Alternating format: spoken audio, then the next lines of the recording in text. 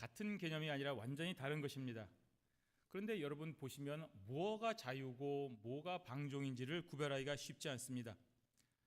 저 사람이 막 뛰고 춤추는 것을 보고 우리가 저 사람은 자유를 누리는 것이다 혹은 방종하는 것이다 알 수가 없습니다. 상황을 고려해야 되는 것입니다.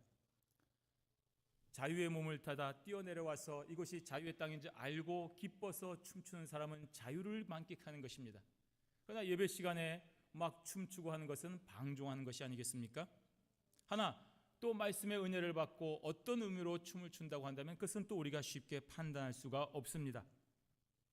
그래서 저것이 자유다 아니면 저것이 방종이다 라고 판단하는 것은 참 위험한 것입니다. 의도를 모르기 때문입니다.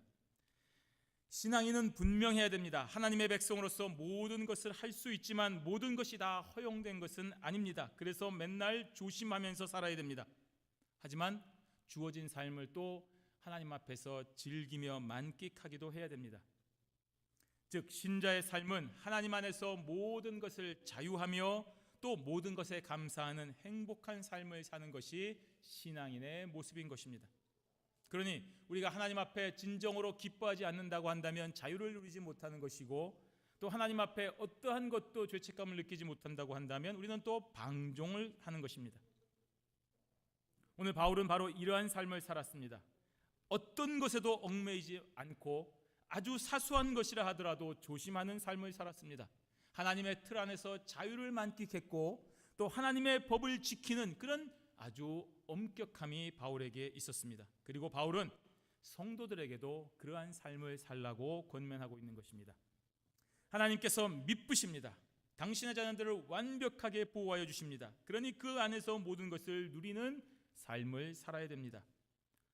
부모가 자녀를 위해서 얼마나 최선을 다합니까? 때로는 보호하기도 하고 때로는 훈련하면서 자녀가 올바른 삶을 살 수 있도록 양육을 하는 것입니다. 이러한 부모의 사랑은 하나님으로부터 온 것입니다. 하나님께서 오늘도 저와 여러분들을 이러한 놀라운 사랑으로 지키고 계십니다. 그러므로 지금 현재 저와 여러분들이 받은 모든 것, 저와 여러분들에게 주어진 모든 것이 하나님의 은혜와 인도하심인 것을 기억하시고 감사하면서 자유와 방종의 경계선을 넘지 아니하고 어떤 상황에서도 항상 기쁘고 즐겁게 하나님의 백성으로서의 삶을 살아가는 저와 여러분들이 되시기를 바랍니다.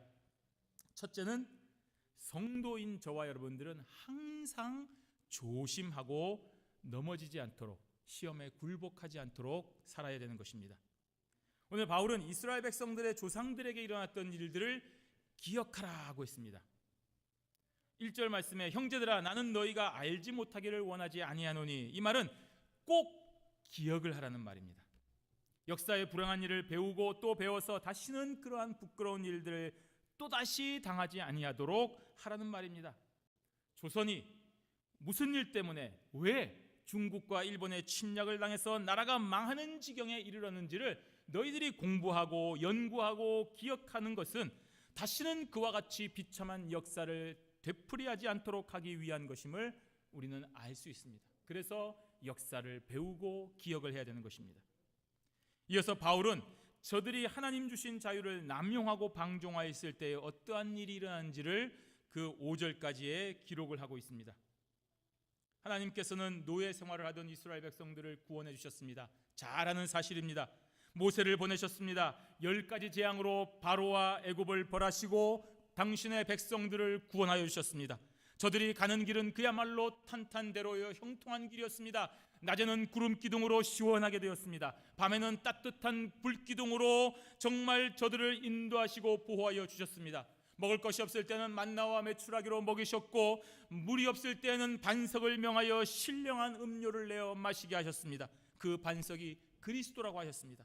그리스도께서 동행하여 주셔서 저들이 광야길을 행군하는 동안에 그 가나안 땅에 이를 때까지 먹고 마심에 부족함이 없도록 역사하여 주신 것입니다.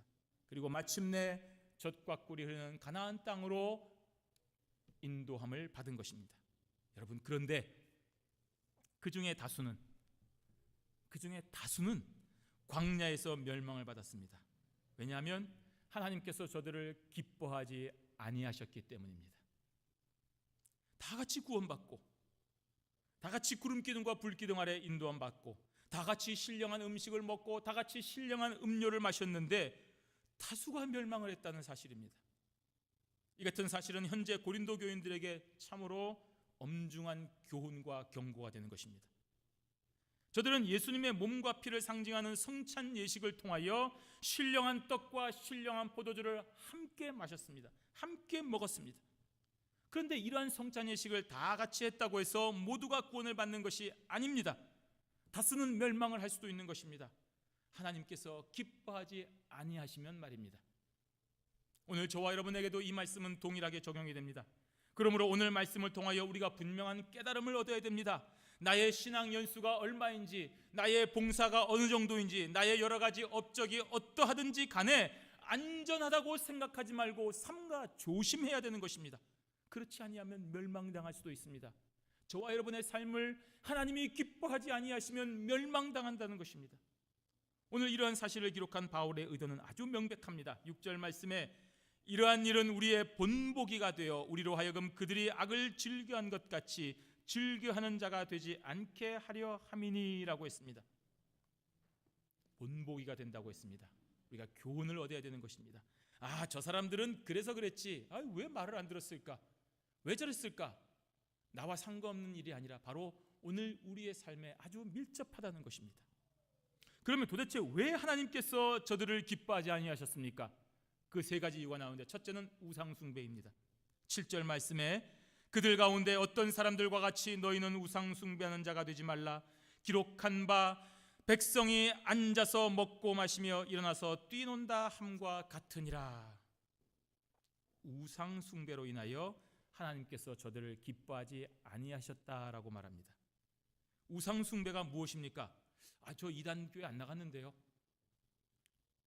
저 제사 안 지냈습니다. 그거 우상 숭배. 물론 맞습니다만 그것만이 아닙니다. 하나님을 무시하는 것이 우상 숭배인 것입니다. 하나님 외에 다른 것을 경배하고 하나님 외에 다른 것을 더 소중히 여기고 하나님 외에 다른 것을 더 우선시하는 것이 바로 우상 숭배인 것입니다.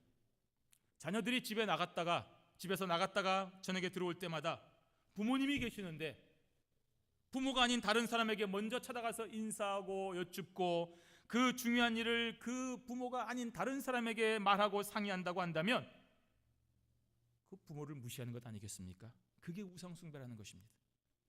즐거운 명절에 부모가 아닌 다른 사람과 먼저 약속하고 다른 사람과 식사하고 다른 사람과 시간을 보낸다고 한다면 그러한 자녀를 기뻐하는 부모가 있겠습니까? 없습니다. 어떤 경우에도 설명이 안 됩니다. 어머니 아버님, 제가 이 사람하고 중요한 약속을 잘 성사시켜서 이번 거래를 성사시켜야 제가 부모님을 편하게 모시다 드릴 수 있고 용돈도 많이 드릴 수가 있습니다. 거짓말입니다. 틀린 말입니다. 부모는 그걸 바라지 않습니다. 돈을 바라는 것이 아닙니다. 부모는 어떤 경우에도 자녀가 자신을 먼저 생각해 주기를 바라는 것입니다. 바로 이것이 하나님이 말씀하시는 우상 숭배하지 말라는 명백한 말씀인 것입니다. 어떤 경우에라도 부모 외에 다른 사람에게 먼저 인사하고 명절에 부모를 찾아뵙지 않는다는 것은 명백히 부모를 무시하는 것이며 멸시하는 것이기 때문에 그러한 자녀는 부모가 기뻐하지 않는 것입니다. 우상을 숭배하는 것, 전적으로 하나님을 멸시하는 것입니다. 하나님을 창조주로 인정하지 않는 것입니다. 그러니 하나님께서 그런 우상 숭배자들을 멸망시키는 것입니다. 당시 고린도 교회에는 우상 숭배자들이 있었습니다. 우상의 제물을 먹는다는 것은 무슨 말입니까? 우상 숭배하는 현장에 갔다는 얘기입니다. 귀신의 제단에 참여하여 귀신과 함께 교제하고 친교하는 것, 바로 우상 숭배입니다. 그래서 바울은 고린도 교인들에게 분명하게 경고하는 것입니다. 너희들이 우상의 제물을 먹고 마시고 우상에게 가서 교제하는 것, 하나님이 기뻐하지 아니하신다. 하나님이 기뻐하지 않으면 멸망당한다. 저 광야에서 이스라엘 백성들이 멸망당한 것처럼 너희들도 그렇게 살다가는 멸망당한다는 것입니다. 분명히 경고하는 것입니다. 그러니 그것을 깨달으라는 것입니다. 오늘날 저와 여러분들에게 우상 숭배의 유혹이라고 하는 것은 아주 교묘하게 찾아옵니다. 자, 이리 와라, 우리가 이단교회 가자, 이럽니까? 여기서 절해라, 우상이다, 이렇게 얘기합니까? 아닙니다. 돈 벌어야 된다고 얘기합니다. 명예나 권력을 위해서 살아야 된다고 얘기합니다. 너 성공해야 된다고 얘기합니다. 인맥을 넓혀야 된다고 얘기합니다. 좋은 대학 가야 된다고 얘기합니다. 돈, 명예, 권력, 인맥, 직장, 좋은 대학 다 좋은 것입니다. 그거 자체는 아무런 문제가 없습니다만 왜 그것이 필요한가? 여기에 문제가 생깁니다. 하나님으로는 안 되기 때문에 이것이 필요하다. 이게 우상인 것입니다. 하나님을 위해서 내가 열심히 돈 벌겠습니다. 하나님의 이름을 위해서 내가 열심히 명예롭게 살겠습니다. 하나님의 이름을 위해서 내가 열심히 공부해서 좋은 대학 가고 좋은 직장 받겠습니다.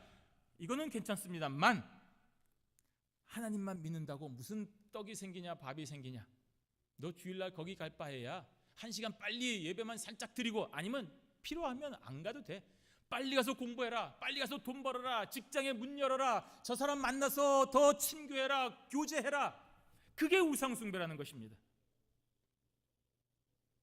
하나님은 하나님이고 내 인생은 내 인생이기 때문에 나를 위해 이러한 것들이 필요하다고 생각하면 그것이 바로 명백히 우상숭배가 되는 것입니다.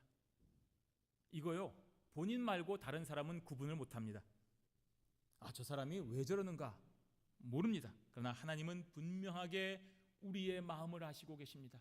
내가 왜 이 자리에 있는지, 내가 왜 여기에 없는지, 내가 왜 돈이 필요한지, 내가 왜 돈이 필요 없는지 하나님은 아시는 것입니다. 그래서 내 인생의 풍요와 안락함을 위해서 열심히 공부하고 일하는 사람들이 바로 우상숭배자입니다. 이러한 사람들을 하나님께서 기뻐하지 아니하시는 것입니다. 그러므로 저와 여러분들은 온전히 하나님만 바라보셔야 됩니다. 하나님만을 위해서 사셔야 됩니다. 모든 계획을 하나님의 영광을 위해서 세워야 됩니다. 내 가정도, 내 직장도, 내 기업도 온전히 하나님의 영광을 위하여 사용해야만 되는 것입니다. 하나님께서 구름기둥과 불기둥으로 인도하시는 그 길만을 가야 됩니다. 광야길에 정말로 많은 길이 있었습니다. 동서남북 어디로 가도 되지만 구름기둥이 인도하는 길은 오직 한 길이었습니다. 그 길로 가야 됩니다. 저기 어저께 갔던 길인데 왜 또 갑니까? 오늘 그래도 가야 되는 것입니다. 하나님이 가라고 하시면 가는 것입니다. 만나와 메추라기로 먹이시고 반석에서 물을 명하여 내실 때에 그 모든 것이 그리스도라는 반석에서 나온 것임을 기억하고 항상 기뻐하고 감사해야 되는 것입니다. 저와 여러분이 갔던 모든 길 가운데 얻은 것이 있습니까? 받은 것이 있습니까? 취한 것이 있습니까? 그리스도로부터 나온 것입니다. 그러므로 하나님 앞에서 약속하신 가나안 땅에서 기업을 받게 되는 것입니다. 우상 숭배자가 되지 마십시오. 하나님께서 기뻐하지 아니하십니다. 그러면 저와 여러분의 삶은 아무리 성공을 해도 멸망당하는 것입니다. 두 번째 기뻐하지 아니하는 것은 무엇입니까? 음행입니다. 8절 말씀을 보십시오. 그들 중에 어떤 사람들이 음행하다가 하루에 23,000명이 죽었나니 우리는 그들과 같이 음행하지 말자. 이 음행이라고 하는 것은 필연적으로 음행으로만 끝나지 않고 우상숭배로 연결이 됩니다. 음행을 하면서 깨끗하게 살 수는 없습니다. 성적으로 문란한 생활을 하면서 좋은 부모가 될 수 있습니까? 나는 막 살면서 좋은 부모가 될 수 있습니까? 틀린 말입니다. 신자가 음행을 하면서 어떻게 거룩한 생활을 할 수 있습니까? 절대로 없습니다. 그래서 음행은 하나님께서 기뻐하지 아니하시는 것입니다. 한번 보십시오. 여기서 바울이 언급하는 음행은 민수기 25장에 기록된 모압 여인들과 음행한 사건을 기록하고 있는 것입니다. 이스라엘 백성들이 광야 생활을 하다가 모압 여인들을 만났습니다. 눈이 뒤집어졌습니다. 음행을 하였습니다. 그런데 그런 음행이 거기서만 끝난 것이 아닙니다. 그리고 백성들이 갈 길로 가지 않았습니다. 음행한 여인들이 자기들이 하고 있는 종교 행사에 이스라엘 사람들을 초청을 했습니다. 야, 우리 옛날에 좋은 시간 가졌는데 이번에 우리 행사가 있는데 와라. 홀린 듯이 또 뛰어갔습니다. 이스라엘 백성들이 저들의 초청을 흔쾌히 받아들인 것입니다. 그래서 우상숭배한 자리에 간 것입니다. 이처럼 음행은 음행으로 끝나지 않고 반드시 더 큰 죄악인 우상숭배로 이어지는 것입니다.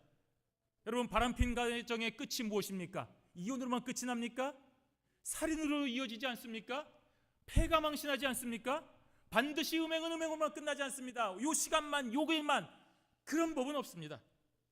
여러분, 민수기 24장까지 무엇이 기록되어 있습니까? 오늘 25장의 음행 사건이 일어나기 전까지 24장에는 모압 왕 발락이 거짓 선지자 발람을 불러다가 이스라엘을 저주하려고 했으나 하나님께서 발람의 입을 막으셔서 오히려 이스라엘 백성들을 축복했던 참 놀라운 사건이 기록되어 있습니다. 하나님께서 발람의 입을 통하여서 이스라엘의 모든 대적들을 멸절시키겠다고까지 예언해 주셨습니다. 그 놀라운 축복의 말씀을 듣고 이어지는 25장이 바로 이스라엘의 음행 사건입니다. 세상에 하나님은 저들을 눈동자처럼 지키시고 모든 악에서 건져주시고 모압 왕 발락의 그 거짓된 계교도 불구하고 거짓 선지자 발람의 입을 막아서 오히려 이스라엘 백성들을 축복하고 복주시겠다는 은혜를 베풀어 주셨는데, 그 축복을 저 모압 왕 발락의 목전에서 들었던 이스라엘 백성들은 하나님 앞에 감사와 찬송이 아니라 음행으로 화답했습니다. 그러니 멸망당하지 않겠습니까? 하나님께서 기뻐하지 아니하시는 것입니다. 고린도 지역 아주 유명한 매춘 도시였습니다. 미의 여신으로 상징되는 아프로디테, 여러분 잘 아실 것입니다. 아프로디테, 그 아프로디테를 숭배하는 지역이 바로 이 고린도 지역이었습니다. 따라서 이 당시의 종교적인 매춘은 반드시 아프로디테 숭배로 이어지는 것입니다.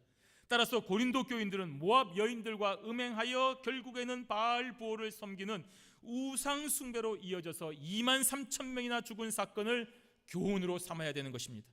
그래서 바울은 고린도 교인들에게 우리는 저들과 같이 음행하지 말자, 이 고린도 성에 너희들을 위하여 교회를 세워주시고 복주시는 귀한 말씀을 하시는데, 너희들이 거기에 음행으로 화답하면 반드시 우상을 숭배하고 멸망당할 수밖에 없다고 얘기하는 것입니다. 성도는 음행하지 말아야 됩니다.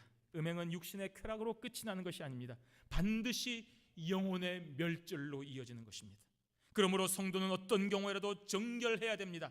자신에게 주어진 배우자로 만족해야 되는 것입니다. 돕는 배필로 주신 배우자를 떠나는 것은 그 배필을 허락하신 하나님을 떠나는 것입니다. 그러므로 이 악하고 음란한 세대에서 정결하고 깨끗한 행실을 통하여 하나님을 기쁘시게 함으로써 멸망당하지 않는 저와 여러분들이 되셔야 되는 것입니다. 우는 사자와 같이 음란한 것들이 쾌락이라는 이유로, 즐거움이라는 이유로 저와 여러분들을 찾아서 유혹을 하고 있습니다. 단호하게 결단하시고 제쳐내시기를 바랍니다. 절대로 그 어떤 경우에도 어떤 상황에서도 합리화되지 않는 것이 음행입니다. 하나님께서는 한 남자와 한 여자로 부부를 만들어 주시고 그 부부에게만 성적인 즐거움을 허락하여 주신 것을 꼭 기억을 하시기를 바랍니다. 그것을 넘어가는 것은 하나님을 멸시하는 것임을 기억하시기를 바랍니다. 하나님이 기뻐하지 아니하십니다. 바울의 세 번째 권면은 하나님을 시험하고 원망하지 말라는 것입니다. 9절과 10절 말씀 읽겠습니다. 그들 가운데 어떤 사람들이 주를 시험하다가 뱀에게 멸망하였나니 우리는 그들과 같이 시험하지 말자. 그들 가운데 어떤 사람들이 원망하다가 멸망시키는 자에게 멸망하였나니 너희는 그들과 같이 원망하지 말라. 하나님은 당신을 시험하는 것을 기뻐하지 아니하십니다. 하나님을 시험한다는 것은 하나님의 완전하고 거룩하신 뜻을 무시하거나 의심하는 것이기 때문입니다. 하나님의 선하시고 위대하신 뜻을 불완전하고 악한 죄인인 피조물이 거스리는 것 자체가 하나님을 기뻐하지 아니하는 것입니다. 이스라엘 백성들, 그 중에 똑똑한 사람들이 이렇게 생각을 했습니다. 애굽에서 가나안까지 이렇게 가면 일주일이면 가는데 왜 이렇게 돌아가게 하는가? 단거리 길, 편한 길이 있는데 왜 이렇게 돌아가는가? 그것 때문에 백성들이 마음이 상했다고 기록을 하고 있습니다. 기분이 나빴다는 말입니다. 아니, 거기서 여기까지 이쪽 길로 오면 편한데 왜 돌아가게 하는가? 왜 이렇게 왔다 갔다 하게 하는가? 우리 무슨 훈련시키는 것인가? 아니, 하도 그렇지 어떻게 이렇게 할 수 있는가? 마음이 상한 것입니다. 기분이 나빴던 것입니다. 왜 하나님이 그렇게 우리를 훈련시키는가를 생각하지도 않고 알려하지도 않고 자신의 생각에, 자신의 수준에서 이렇게 생각한 것입니다. 야, 내가 하나님이라면 이렇게 했을 텐데, 내 경험이라면 이렇게 하는 것이 좋을 텐데, 완벽하신 하나님의 뜻 앞에서 자신의 생각과 경험을 내세우는 것입니다. 그러니 기분이 나빠진 것입니다. 게다가 마음이 상한 것에서 끝나지 않고 더 나아가 원망했습니다. 이처럼 죄는 필연적으로 더 큰 죄를 동반하게 됩니다. 한번 기분이 상하면 아무 분풀이도 하지 않고 마음 다스리기는 정말 힘듭니다. 나가서 돌이라도 한번 발로 차야만이 화가 풀리는 것입니다. 그러므로 마음이 상했을 때에 여러분, 그 즉시 하나님 앞에 그 순간에 회개해야 됩니다. 나 같은 죄인이 하나님의 크신 뜻을 헤아리지 못하고 이렇게 불평하고 마음이 상하는 죄를 저질렀다라고 하나님 앞에 엎드려야 됩니다. 그래야 멸망에서 벗어나게 되는 것입니다. 하지만 이스라엘 백성들은 그렇게 하지 않았습니다. 결국에는 하나님을 원망하기에 이르렀습니다.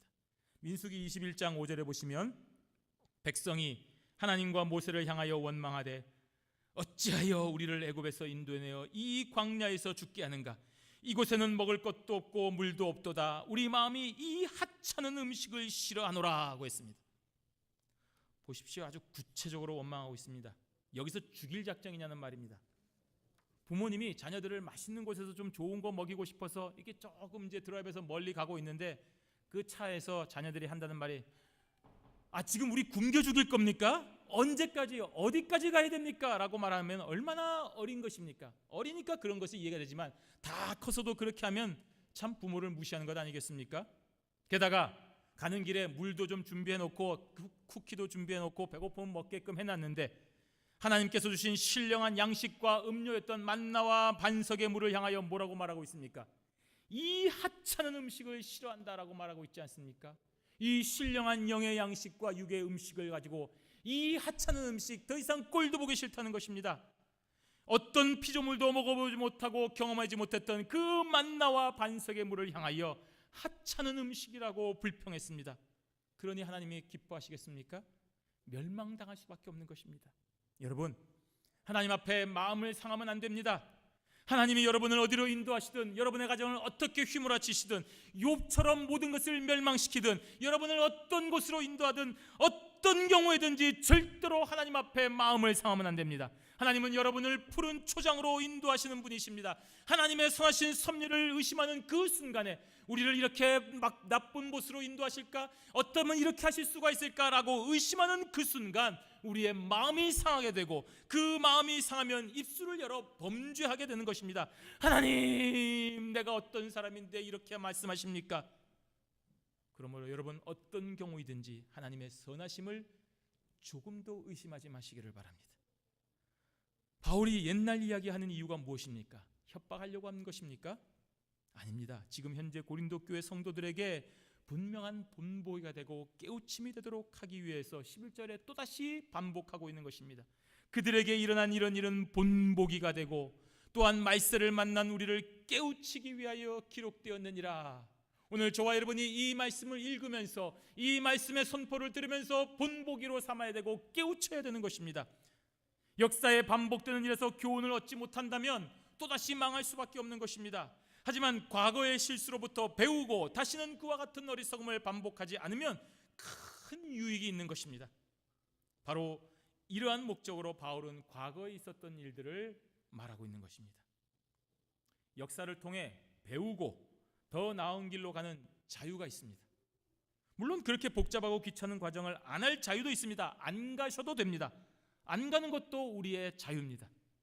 그러나 말세의 때를 살아가고 있는 저와 여러분들에게 시간은 결코 기다려주지 않습니다. 심판의 때는 반드시 오고 있습니다. 어제보다 오늘이 심판의 때가 하루 당겨진 것입니다. 우리 선배 바울이 고린도 교회 성도들을 위해서 권면하고 이렇게 기도했습니다. 그 권면을 받아들인 성도가 당시에 있었을 것이고 또 심상히 여긴 사람들도 있었을 것이고 불평한 사람도 있었을 것입니다. 자유입니다. 하지만 그 자유의 대가는 분명하였습니다. 그러므로 지금 이 순간 바울을 통하여 주시는 하나님의 말씀에 저와 여러분도 귀를 기울여야 됩니다. 이 말씀을 받아들이고 우리의 삶의 교훈으로 삼고 깨달음으로 삼는 자유가 여러분에게 있습니다. 물론 그렇지 않을 자유도 여러분에게 있습니다. 어떤 길로 걸어가시겠습니까? 오늘 분명하게 우리는 깨우치는 길로 가셔야 됩니다. 우상 숭배하지 마시기를 바랍니다. 음행하지 마시기를 바랍니다. 하나님을 시험하거나 원망하지 마시기를 바랍니다. 이러한 행동은 하나님께서 기뻐하지 아니하시고 멸망시키십니다. 그러니 말세의 때 하나님 앞에 영광 돌리는 거룩한 삶을 오늘 모두가 살아가는 참된 자유를 누리는 지혜로운 성도들이 되시기를 바랍니다. 두 번째로, 성도는 오직 하나님만 바라보고 힘을 얻어야 됩니다. 나는 우상 숭배하지 않았구나. 나는 음행하지 않았구나. 나는 하나님을 원망하지 않았구나. 참 다행이다. 그런 성도들이 있었습니다. 우상 숭배 안 하고 음행 안 하고 하나님 앞에 원망하지 않고 참 잘 사는 성도들이 있었습니다. 그런데 그런 자들에게 오늘 바울이 또 얘기하고 있습니다. 스스로의 길을 만족하게 여겨서 안심하지 말라는 것입니다. 주님께서 다시 오는 때까지 수없이 많은 유혹이 계속하여 저와 여러분들을 넘어뜨리게 하게 되기 때문에 항상 깨어 기도하고 삼가 조심하라는 것입니다. 오늘 12절 말씀에 그런즉 선줄로 생각하는 자는 넘어질까 조심하라. 여러분, 우리가 서 있다는 것은 반드시 넘어질 가능성이 있다는 말입니다. 제가 예전에 계단을 올라가다가 발을 헛디뎌서 발가락이 부러지는 그런 일이 있었습니다. 제 생각에, 제 사전에 그런 일은 있을 것이라고 꿈에도 생각을 하지 않았습니다. 그러나 여러분, 일어나지 않습니까?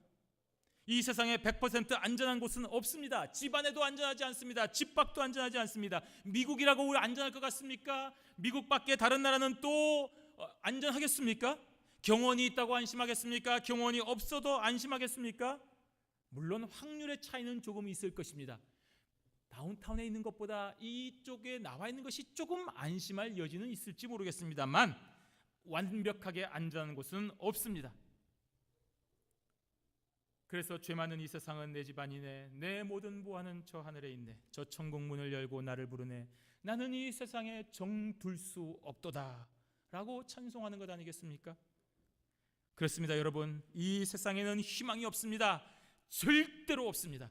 안전한 곳도 없습니다. 절대로 없습니다. 그러므로 세상의 가치에 연연하지 마시기를 바랍니다. 무엇을 먹을까, 무엇을 입을까, 내가 살고 있는 것이 얼마나 안전한가, 내 자녀를 위하여 학군이 어느 곳에 있는지 세워야 될까, 내 노후를 위해서 어디로 가서 어떻게 살아야 될까, 내 노후를 위해서 어떤 조치를 취해야 될까를 걱정하기 전에 하나님의 크신 은혜를 먼저 생각하십시오. 하나님이 나를 여기까지 인도하셨고 신령한 음식과 신령한 음료로 여기까지 인도하셨는데 그 하나님만 붙잡으면 계속되는 반석이신 내 주 예수 그리스도로부터 계속하여 먹을 양식이 나온다는 사실을 믿고 매일 매순간 감사와 찬송으로 하나님 앞에 영광 돌리는 삶을 사시기를 바랍니다.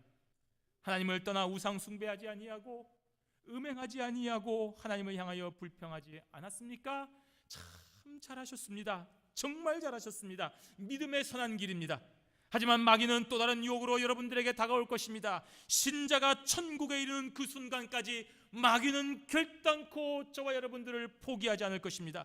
우는 사자와 같이 삼키려 하기 때문에 늘 삼가 조심해야 되는 것입니다. 그러므로 여러분, 내가 이렇게 매주 교회에 나오고 내가 매주 이렇게 11조 드리고 내가 매주 하나님 앞에 정말 최선을 다하여 기도하고 선한 행실을 한다 하더라도 절대로 여러분을 신뢰하지 마십시오. 여러분을 믿지 마십시오. 여러분은 죄인입니다. 우리는 죄인이기 때문에 항상 넘어질 가능성이 있습니다. 욥처럼 교만하여 하나님을 원망하는 죄를 저지를 수가 있습니다. 그러므로 항상 연약한 죄인인 것을 인정하는 현명한 사람이 되어서서 오직 내 하나님을 신뢰하고 나의 구주 예수 그리스도만을 한평생 의지하려는 이 자세, 주여 나는 불쌍한 죄인이오니 나를 구원하소서라고 엎드리는 세리와 같은 기도를 끝까지 잊지 않는 성도가 되시기를 바랍니다.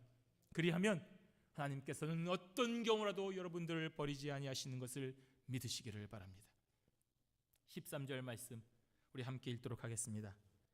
사람이 감당할 시험 밖에는 너희가 당한 것이 없나니 오직 하나님은 미쁘사 너희가 감당하지 못할 시험 당함을 허락하지 아니하시고 시험 당할 즈음에 또한 피할 길을 내사 너희로 능히 감당하게 하시느니라. 아멘. 그렇습니다. 여러분, 하나님은 미쁘시다고 했습니다. 이 말은 신실하시다는 말입니다. 하나님 당신께서 정한 약속을 절대로 어떠한 경우든지 어기는 법이 없으신 분이십니다 라는 말입니다. 그렇기 때문에 당신의 택한 백성들을 결단코 지키시는 것입니다. 창세전에 필라겔교회 성도들을 선택하시고 예정하시고 지키신다고 하신 그 약속을 끝까지 지키시는 미쁘신 분이십니다. 그래서 우리를 감당치 못할 시험에 절대로 빠뜨리지 아니하십니다. 감당할 시험 밖에는 너희가 당한 것이 없다고 했습니다. 여러분, 지나간 시간 동안에 여러분이 시험에 빠졌던 것을 생각해 보십시오. 그 당시에는 죽을 것 같았고 그 당시에는 도무지 안 될 것 같았지만 다 이겨내지 않았습니까? 감당할 수 있는 시험이었습니다. 여러분에게 감당치 못할 시험은 하나도 없었습니다. 그래서 우리를 감당치 못할 시험에 앞으로도 빠뜨리지 아니하시는 것입니다. 우리를 향한 연단이든지 마귀로부터 오는 시험이든지 상관없이 항상 하나님은 당신의 백성들을 보호하십니다. 신자인 저 여러분에게 이보다 더 큰 위로는 없는 것입니다. 그러므로 신자는 하나님을 향하여 원망할 수 없습니다. 감사해야 되지 않습니까? 찬송해야 되지 않습니까? 오늘 우리가 잘 수 있는 집이 있고, 오늘 우리가 먹을 수 있는 양식이, 비록 내일은 무화과 나무가 열매가 없고 내일은 외양간에 송아지가 없다 하더라도 그거는 나는 모르지만 여호와 하나님이 나와 함께 하시다는 그 이유 때문에 오늘 내가 하나님 앞에 찬송할 수 있는 것 아니겠습니까? 내일 먹을 양식이 없습니까? 오늘 밤에 예수님이 오시는 것 아니겠습니까? 이러한 믿음으로 살아야 우리에게 행복과 평안이 있는 것 아니겠습니까? 그것이 신자의 정말 믿음이 아니겠습니까? 하나님께서는 항상 저와 여러분들을 올바른 길로 인도하셨습니다. 요나에게도 그리하셨고 욥에게도 그리하셨고 아브라함이나 다윗에게도 어느 누구에게도 항상 선하고 아름다운 길로 인도하신 분이 하나님이십니다. 미쁘신 하나님, 신실하신 하나님이십니다. 부모가 자녀를 항상 올바른 곳으로 인도하듯이 하나님은 당신의 자녀들을 위하여 피할 길을 내시고 능히 감당할 만한 시험만 허락하시는 것입니다. 미쁘신 하나님이시기 때문입니다. 그러므로 여러분의 삶의 길이 외롭고 힘들어 낙심될 때에 하나님을 바라보시기를 바랍니다. 나를 위협하고 낙심케 하는 것은 마귀의 유혹이지 하나님의 뜻이 아닙니다. 여러분, 시험의 가장 큰 문제는 그 시험의 문제가 아니라 그 시험 때문에 우리로 하여금 하나님을 볼 수 없게 만드는 것이 가장 큰 문제인 것입니다. 마귀가 주는 시험은 우리를 넘어뜨리게 하는 것이 무슨 목적입니까? 하나님을 볼 수 없도록 하게 하는 것이 마귀의 목적입니다. 하나님이 없다, 하나님은 너를 사랑하지 않는다, 하나님은 너에게 좋은 것을 주지 않는다라고 믿게 만드는 것이 마귀의 역할인 것입니다. 아기가 배고프고 지칠 때에 엄마를 찾아 헤매이듯이 선하신 하나님을 끝까지 찾고 간구하실 때에 하나님은 여러분들을 외면하지 아니하시고 반드시 위로해 주시고 은총을 베풀어 주십니다.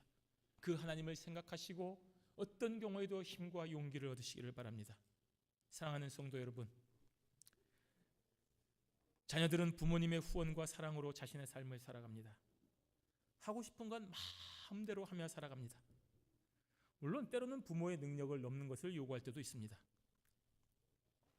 또는 그 부모가 할 수 있는 모든 능력을 믿고 자신감 있게 살아가다가 사회적으로 용인되지 않는 일탈을 할 때도 있습니다. 선을 넘기도 합니다. 부모의 능력을 과신하여 우리 부모가 제자벨 회장이니까 너희들 내 앞에 다 까불지 마 라고 마구 사는 그런 삶을 살기도 합니다. 그러다가 벌받고 스스로의 행동에 선을 정하게 됩니다. 이건 아니구나, 이렇게 하면 안 되는구나, 그런 실수를 통하여 배움을 얻는 것입니다. 그래서 지혜로운 친구는 그 경계선을 잘 컨트롤하게 됩니다. 어디까지가 되는 것이고 어디까지가 안 되는 것인가를 배우게 되는 것입니다. 신자인 저와 여러분도 그래야 됩니다. 하나님께서 당신의 자녀들에게 무한한 자유를 허락하여 주셨습니다. 심지어 자신을 향하여 욕하고 불평하고 하나님을 없다고 얘기하고 무시할 수 있는 자유도 주셨습니다. 당신을 향해 거역하는 자유마저도 하나님은 통제하실 수가 있는 분이시기 때문입니다. 우리는 하나님을 향하여 마음껏 범죄할 수 있고 하나님을 향하여 손가락질할 수 있는 자유가 있지만 하나님은 그것마저도 품을 수 있는 높으신 분이십니다. 그러면서 하나님께서 원하시는 선을 알게 됩니다. 물론 그런 경우 하나님 앞에 벌을 받습니다. 죄 지으면 당연히 벌 받아야죠. 죄 짓고 벌 안 받으려고 하면 그 참 이상한 것 아니겠습니까? 잘하면 상 받으려고 하면서 죄 짓고 왜 벌을 안 받으려고 하십니까? 벌 받아야 됩니다. 그 벌을 받아야 우리가 이건 이러면 안 되는구나 하고 잘 알게 되는 것입니다. 그래서 많은 고통을 겪기도 합니다. 하지만 이러면 고통이 있구나, 이러면 벌을 받는구나 하는 선을 알게 되지 않습니까? 그래서 믿음이 있는 성도는 하나님께서 정하신 경계선을 잘 알게 되고 그 안에서 하나님의 영광을 위하여 자신의 자유를 컨트롤하게 되는 것입니다. 여기까지는 하나님이 용인하시는 것이구나, 이거는 더 이상 안 되는 것이구나 아는 것입니다. 그러므로 하나님의 거룩하신 뜻 안에서 주어진 자유를 최대한 누리시기를 바랍니다. 다른 사람과 비교하지 말고 저 사람은 저렇게까지 했는데 하나님 내버려두시네, 그거 신경 쓰지 마시고 내가 받은 달란트와 내 사명 안에서 나에게 주신 자유를 통하여 하나님의 일을 잘 감당하시기를 바랍니다. 사업가는 사업가의 영역에서 하나님의 일을 해야 되고, 종교인은 종교인의 가운데에서 하나님의 일을 해야 되고, 또 학자는 학자의 영역에서 하나님의 일을 해야 되는 것입니다. 그것이 우리에게 주신 달란트가 아니겠습니까? 믿으신 하나님께서 저와 여러분들을 눈동자처럼 지켜주신다는 이 믿음을 가지시기를 바랍니다. 그 믿음이 우리를 굳세게 하는 것입니다. 어딜 가도 내 아버지가 나와 함께 있구나, 무엇을 해도 하나님이 나를 지키시는구나, 어떤 경우에도 하나님이 나와 함께 하시는구나, 이것을 믿는 믿음으로 신자의 삶은 당당해지는 것입니다. 비록 오늘 먹을 것이 없고, 비록 나에게 내려진 것이 없다 하더라도, 누가 우리를 주목하지 않는다 하더라도 하나님의 자녀인 우리들은 당당해질 수가 있는 것입니다. 그런 자에게 시련과 아픔이 와도 능히 이겨낼 수 있는 은혜가 있는 것입니다. 바로 이러한 자유를 누리시되 남용하지 마시고 하나님께 칭찬받는 성도들이 되셔서 하나님 앞에 영광을 돌리는 저와 여러분들이 되시기를 주님의 이름으로 축원합니다. 아멘.